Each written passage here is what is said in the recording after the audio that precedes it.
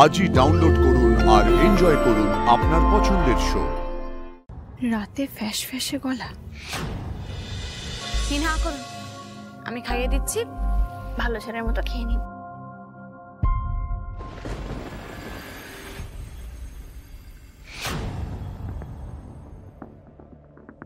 বসো না। তুমি কখন এলে?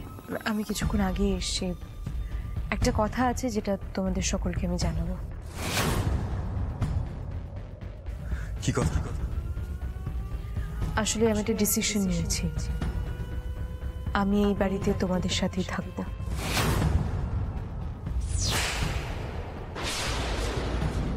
আমি ভাবলাম এখানে এসে, এই বাড়িতে এসে তোমাদের সকলের সাথে একসাথে থাকি। আমার মনে হয় না তাতে তোমাদের কোনো অসুবিধা হবে বলে। কিন্তু কিঞ্জো তো কাউকেই চিনতে পারছে না।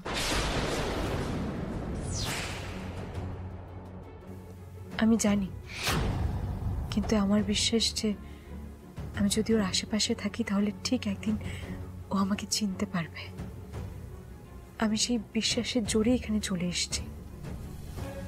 আসলে কি বলতো, আমি না কিঞ্জলের থেকে আর নিজেকে আলাদা রাখতে পারছি না, তাই এই বাড়িতে চলে এলাম।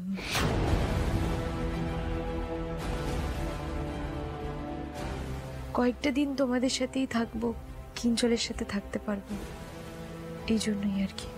বেশ, তুমি এখানেই থাকো, আমাদের কোনো অসুবিধা নেই। না, ও এখানে থাকবে না।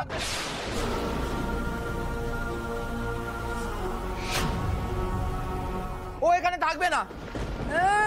ছেড়ে ধরা রাক্ষসী, ও এখানে থাকবে। ও তুমি এখানে থাকবে, দেখাচ্ছি মজা। সরো সরো সরো। কিঞ্জল, কিঞ্জল, কিঞ্জল, রাখুন ওটা। আসুন এদিকে, আসুন আসুন, বসুন এদিকে। চুপ করে এদিকে বসুন। আমি থাকতে বলেছি, তাইও থাকবে।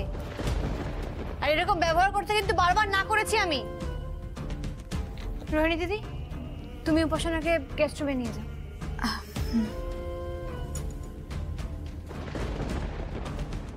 উপাসনা, চলো।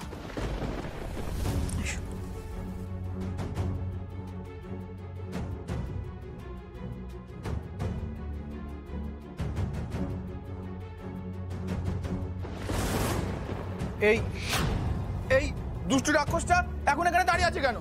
ও চলে যাবে এখান থেকে। না, ও থাকলে আমি খাবো না, ও থাকলে আমি খাবো না।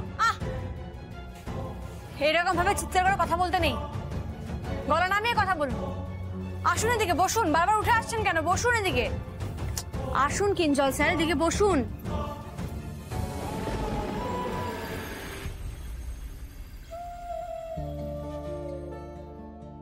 শোনো, আমি বলছি আমি না এখানেই থাকি, সাইডে দাঁড়িয়ে থাকবো, অসুবিধা হবে না। এখন আমার খুব ভয় করছে, মানে হঠাৎ করে আমাকে দেখে যাবে, রিয়াক্ট করছে না, আরো কষ্ট হচ্ছে। যেমন ওকে আমি এবার দেখতে পাচ্ছি না, ও হঠাৎ করে খুব খারাপ হয়, রিয়াক্ট করে ফেলছে। আমি এখানে সাইডে দাঁড়িয়ে থাকি, তুমি একা সামলাতে পারবে না, আমি থাকি এখানে প্লিজ। এই কি কথা বলছো তোমরা? কি কথা বলছো? শ্যামলি বলছি, দেখো কিঞ্জল স্যার তো অবুঝ, তুমি তো অবুঝ নাও। আমি তোমার অবস্থাটা বুঝতে পারছি। তুমি একদম চিন্তা করো না, ঘরে যাও, আমি এই দিকটা সামনেই আসছি। বেশ, ঠিক আছে, তাড়াতাড়ি চলে এসো, নাহলে কিন্তু কালকে আমি তো এইভাবে নিয়ে যাবো।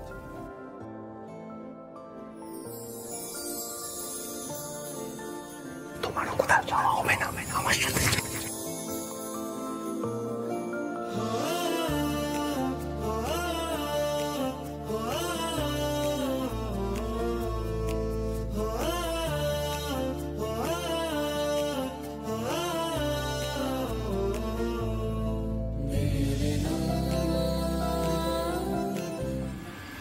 এই শোনো শোনো, বসো বসো। শোনো, একটা কথা বলি, আজ থেকে না, এখন থেকে তুমি ছাড়া আর যদি কেউ এই ঘরে ঢোকে না, আমি ধাক্কা মেরে বার করে দেবো একদম। কেন ধাক্কা মেরে বের করে দেবেন কেন? এখানে তো আপনাকে সবাই ভালোবাসে, ভালোবেসে আপনার কাছে আসে। এই বাড়ির প্রত্যেকটা মানুষ আপনার নিজের মানুষ, আপনার কাছের মানুষ। আর তাদেরকে আপনি প্রত্যেকটা দিন অশ্রদ্ধা করেন, খারাপ ব্যবহার করেন, মনে কষ্ট দিয়ে কথা বলেন। তাদের উপর দিয়ে কি ঝড় যায় আপনি বুঝতে পারেন? পারেন না। না, এইভাবে আর চলতে পারে না। দাঁড়ান,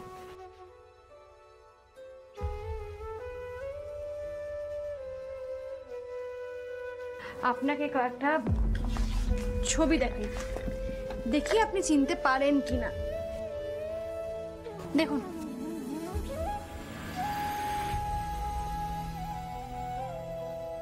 এই দেখুন, এটা আপনি, এটা দাদু। চিনতে পারছেন?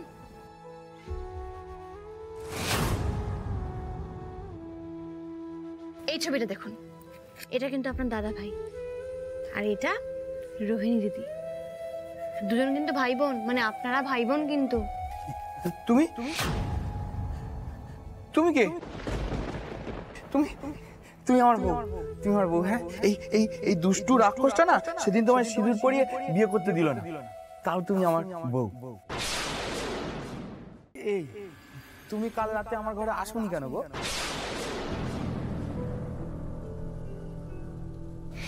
এ কি তুমি?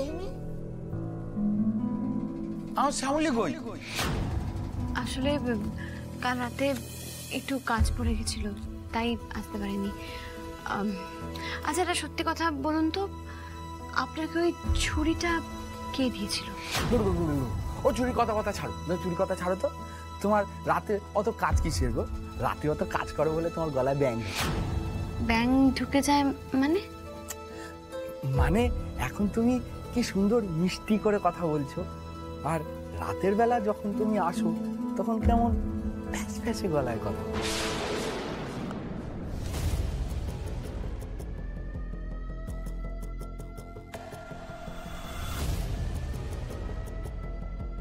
তোমার কথা মতো আমি এই বাড়িতে সেটেল করে গেছি।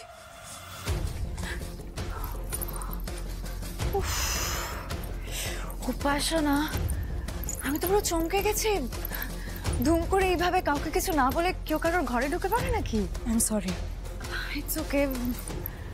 সরি, আমার জাস্ট মাথাটা কাজ করছে না। আমি বোঝাতে পারছি না আমি কি দিয়ে যাচ্ছি। আপনি খেয়েছেন, খেয়ে নেবেন, ঘুমিয়ে নেবেন।